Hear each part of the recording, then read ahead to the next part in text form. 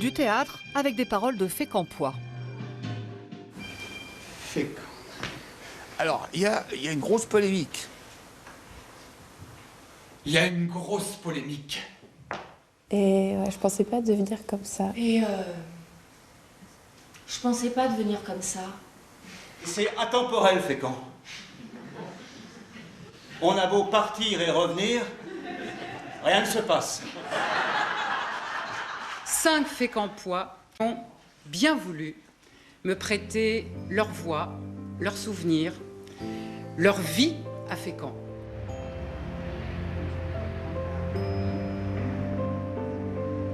Marie-Hélène Garnier appelle ça le grand déballage. Elle s'empare de confidences d'habitants pour les sublimer en les confiant à des professionnels du spectacle. Son truc, provoquer des rencontres improbables. Les gens ne sont pas conscients qu'ils sont eux-mêmes des creusets artistiques.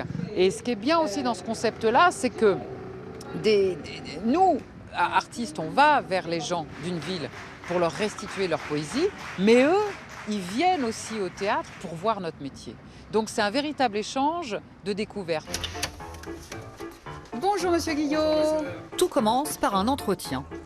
Ça va? Bof. Bon, faut aller.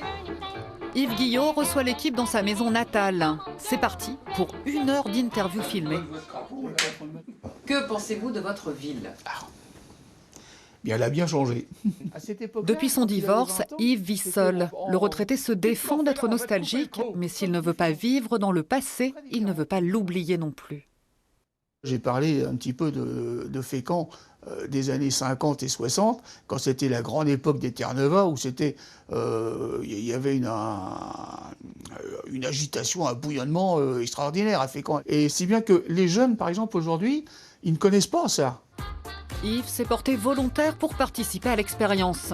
Marie-Hélène Garnier l'a choisi avec 4 autres personnes, des hommes et des femmes d'âge et de milieux sociaux différents. Toujours des rencontres uniques. En fait, il suffit de lui poser 1 ou 2 questions, même une question, et ça a démarré sur les chapeaux de roue. Et il adore parler de lui, mais pas que de lui. Il adore parler du milieu dans lequel il est, de la ville dans laquelle il vit.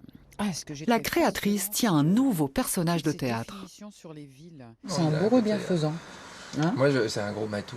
Je l'aurais appelé le matou surréaliste, tu sais. Oh oui, super. Pour moi, c'est un beau titre. Le matou surréaliste, ah ouais, génial. Ça lui irait bien.